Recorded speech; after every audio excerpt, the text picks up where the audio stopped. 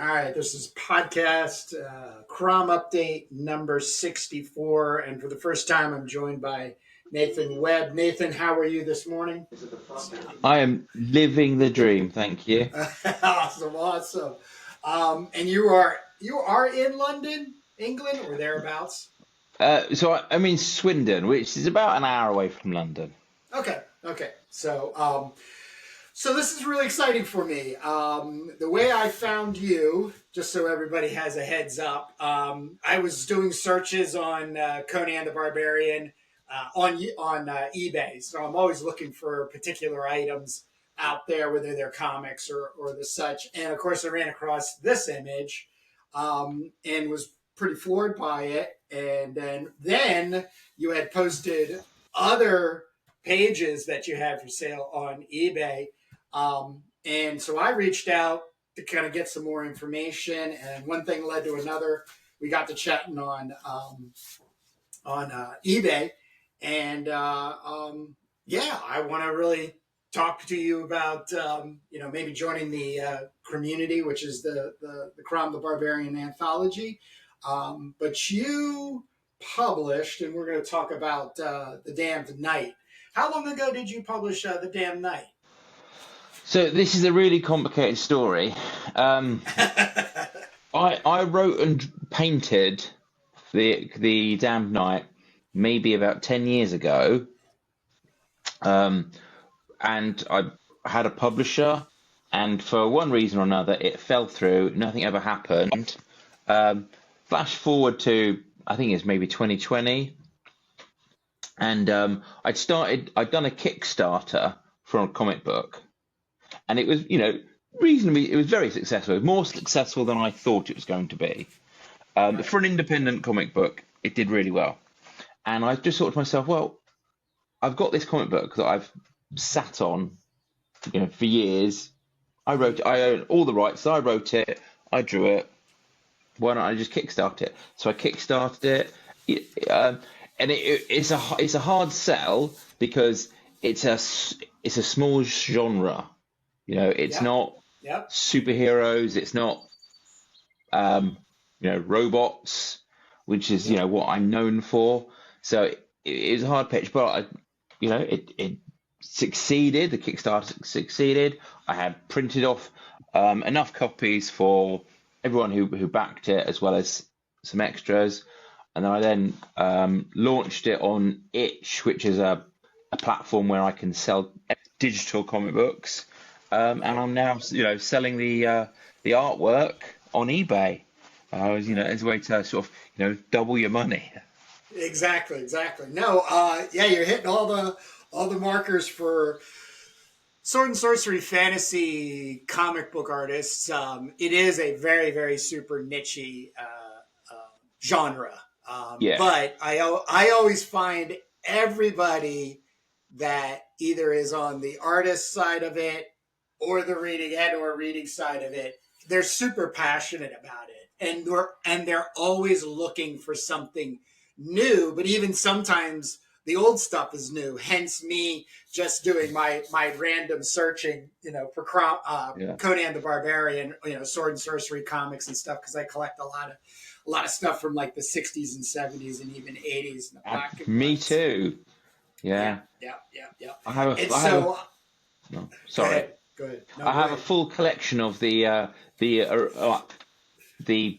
Robert E. Howard and Lestrange, whatever his name is, books. Yes. Lesprang. Lesprang. El Camp Lesprang. Yep. Yeah, the Lancer books. Yes. Yeah. It's great stuff. So you are out of copies of the Damned Knight, right? So you don't have any printing. So the thing I want to do is, before I get going, are you familiar with a British artist by the name of Peter Andrew Jones? No. I'm going to have to send you a link. My first introduction to fantasy art in the 6th grade was a book that was put out by Paper Tigers.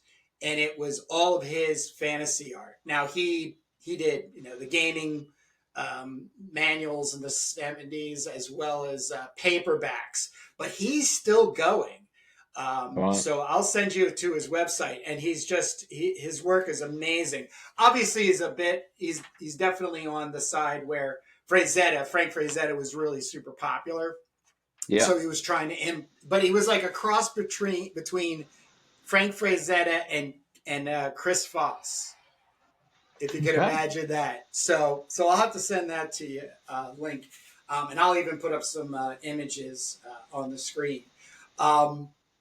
But the whole reason I had reached out to you was to talk about getting, I'm offering for the CROM Anthology that I'm working on. It's in multiple compartments. Like there's my work, that I'm just making. Then there's the collaboration work that I'm doing with others. There's also others that are collaborating and they're making CROM or CROM-centric work, sword and sorcery work. But I'm also offering an artist gallery, a 2-page gallery, which is basically something to help point people to, a pinup that they see somebody's art and they're like, oh, wow, I'd love to see more of that. But I'm also offering, if there's a book out there, like 7 pages, and then the of the story, and then the 8th page would be also that same kind of idea where it's more about the damn knight, how to get a hold of it. The creator, Nathan Webb, going from there. Now, we had started, a little bounce back and forth on Instagram, and then I said, in the suggestion, come on and do the podcast. So, would you be interested? I don't wish for the 7-page deal. No. Okay. Okay. It's just one of the things where I feel it's one of the things where it could detract from other avenues for me. That's all. Sure. No. I see. So then I would love to offer you at least the 2-pager for the artist gallery piece like that, because going from there. Now, another question I have is, do you have plans for reprinting the damn knight, putting it back in a reprint? Yeah. So I'm currently in the process of doing part 4 of my Brickformers saga. Hopefully nice. That should be in print. I kickstarted that successfully. That should be in print maybe next week. So that's been my focus for the time being. And I've got a comic convention coming up next week, and there's always like, what comic books are selling right now. I think right now I'm focusing on the Transformers. So I'm known for Transformers. I worked on the Transformers Earth Wars phone app. I get invited to conventions of that ilk. Hence why I'm doing a robot-based comic book that I'm kickstarting. And so that's what I'm focusing on. Literally, as soon as I get to the point where I'm going, right, I can create something new, and I'd like to do another fantasy, and I've got a story in my head. And it's gonna rock. It's gonna be absolutely awesome. I just need that window of opportunity to put it to paper, get it out there, and then when I start pushing that, I will have the damn knight in the background so that get some printed so that I can upsell people and go, look, you can get this. Oh, but here's a second, Right. And also that sort of thing helps with Kickstarter. So you say, right, this is the Kickstarter I'm focusing on. If I get enough backers, I can do this as well, and all those sorts of things. But so yes, I will be getting Damned Knight back into print. It won't take long. It's not a big deal. It's just a case of that. There's no point me printing loads if I'm going to the same conventions that I do every year, and people have already had that that comic book. Right. Have you thought about print on demand? Well, yeah, I mean, essentially, the itch Okay, so it fulfills the need of people who want to see it. They can read it online. mhm. Yeah, print on demand. That's a really good idea. So I do I print on demand novels on Amazon. Okay. Okay. This is mine. Troop Leader Windrush came out last year. I wrote it and did the artwork for the cover. But yeah, it's a case of I'm a one-man band, and so there's only so much I can do. But yeah, Oh, absolutely. Oh, if absolutely. you know of good print-on-demand comic sites, that send me a link. I use Lulu Lulu. .com. Yeah, Okay, so not heard Lulu of them. has and it has international reach. So they're pretty affordable. Like a black and white 72-page comic, $3 a pop. Um, full color cover. It's pretty Hmm. decent. But the thing Yeah. is that I can print. Like for instance, if I was to print that comic, or let's say you were to purchase that comic from me, I could sell it to you and have it shipped out of England. So you would only get charged for, I think Royal Mail right now is like $5.50. Yeah. So because when I ship a lot of comics in England. So the most difficult part of comic book, being an independent comic book creator and publisher, is shipping internationally. Yes, And absolutely. with the biggest thing with Sword and Sorcery is there's very few of us, as we mentioned before, but then to sell something at like maybe $6 or $7 or even up to $20, shipping out of the United States to any place in the world can go for $20. But with Mm. Lulu right now, the most I've paid for shipping was to New Zealand for a $20 comic book, which is 140 pages, which is my CROM collection, which is Hmm. it's 140 pages of black and white sword and sorcery goodness. And this is the format that CROM Anthology will be in. And then it was like $11 and change to get it to Australia. Excuse me, New Zealand, which it was then printed in Australia. So they're really good because of the simplicity of the back end for what it would be called drop shipping. So you get the order, you take the address, you stick it in, and then it just prints in that country's location and then ships directly out of that. And usually takes about 10 days for the whole process to roll through. Okay, well, I'll definitely check out Lulu. So it's spelled. How is that L spelled again? U L U Lu. L U. Lulu. Okay, I wasn't aware of them, but dot yes, I'll com. Yeah, definitely yeah, yeah, yeah. And definitely get on them. I'm building, as I just showed. So I'm building a community, which is all based around this character. Is in the public domain, CROM the Barbarian. But Right. the work that I'm looking to get in the first CROM Anthology, it does not have to be CROM driven Yeah. stories or the such. Sure. Once again, it's because there's so little content being kind of pushed out there. I like bringing in what I call sword and sorcery, CROM centric kind of stories and stuff. And then with the community, as it's growing with its members, whether they're creators, working on their own or in collaboration, or they're just readers that go from there, looking for more content.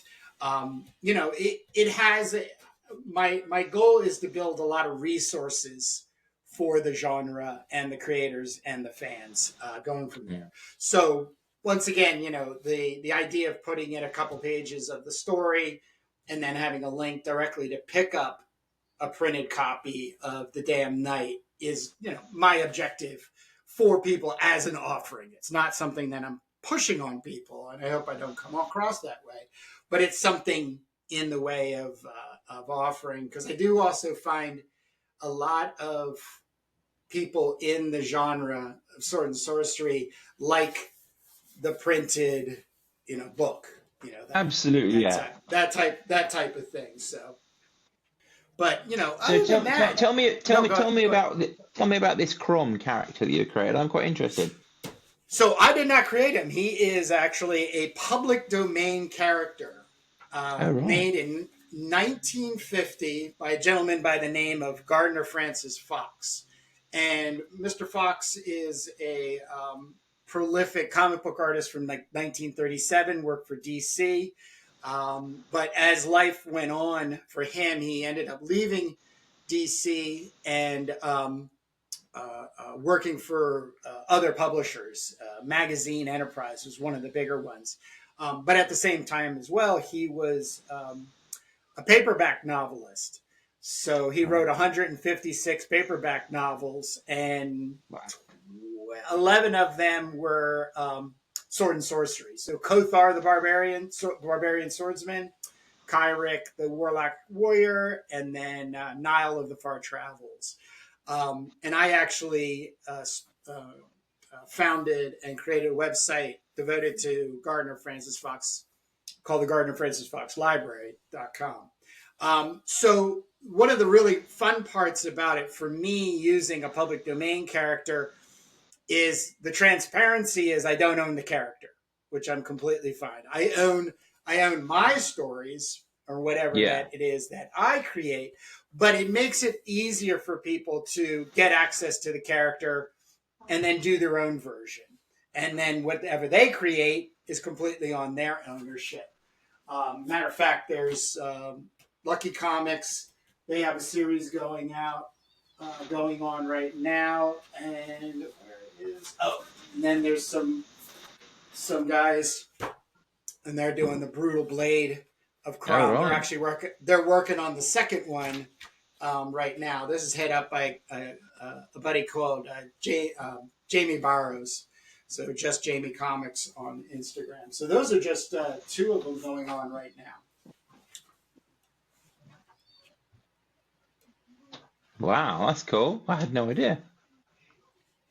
I mean, yeah, because my when I heard of this CROM, I thought, oh, that's that's the god from Conan the Barbarian. Yep. That's what it was. But I didn't realize it went deeper than that. That's brilliant.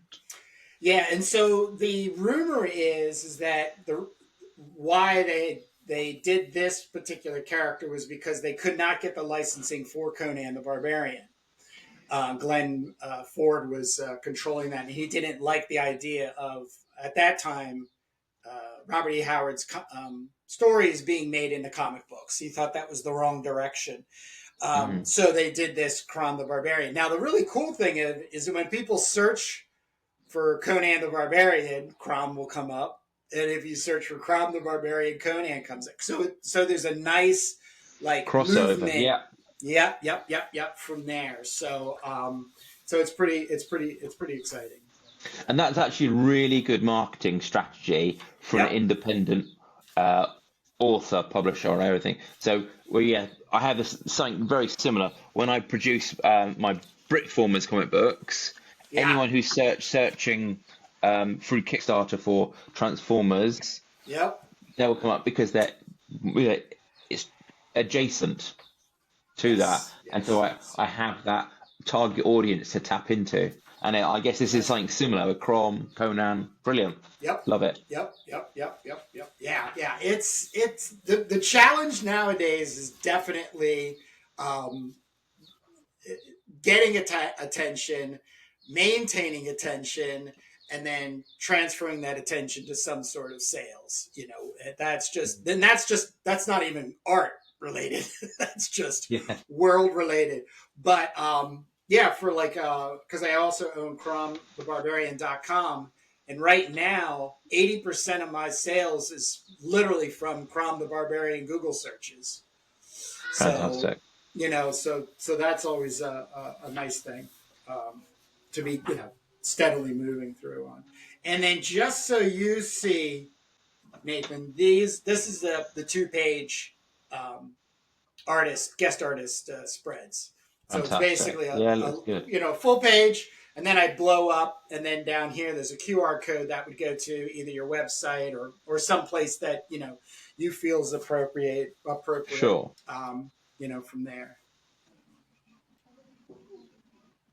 That looks great. Yeah.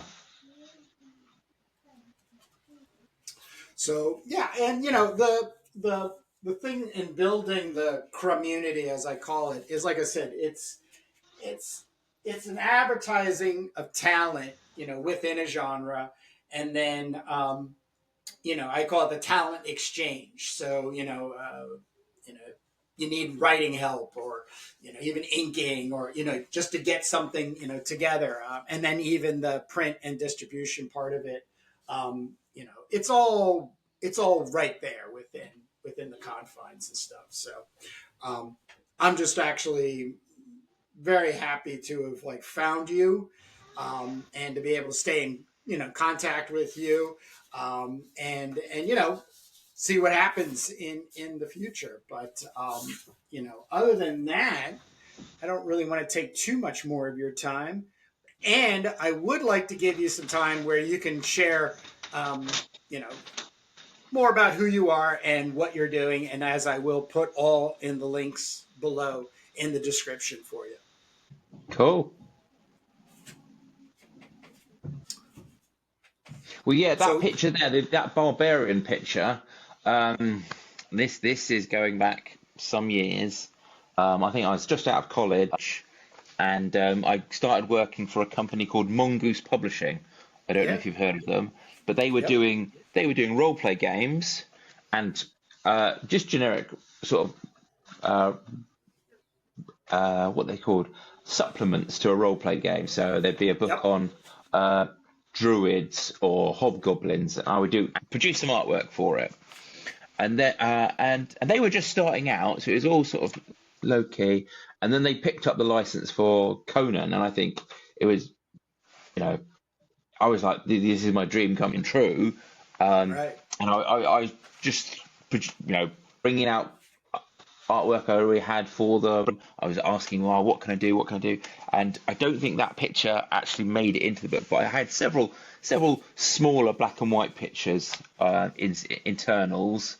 And the book sort of series of what is it? I think it was Conan the Barbarian, the Hyperborean Age. It was called, I believe. It went on for maybe about 6 titles, I think. And I also did Judge Dredd RPG for them. We did, one of my talents was I was good at drawing maps, and then obviously all these games and scenarios and stuff, they need map drawers, so I draw lots of maps. As well as if they wanted a picture of a specific blaster or a weapon system, knock that down. Well, they also had Babylon 5, I believe. I did several pictures for that. And there was almost like an encyclopedia of vehicles. And because they didn't want to pay for the rights for photographs of the vehicles, they were paying me to sort of, do artist interpretations of said vehicles. And we did Starship Troopers. What else was there? Babylon 5, Starship Troopers. There was a couple more, but it was a good time in my life, yeah.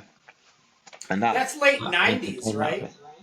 I think it would have been early 2000s. I'm guessing. Early 2000s. Yeah. And was Mongoose? Were they British based?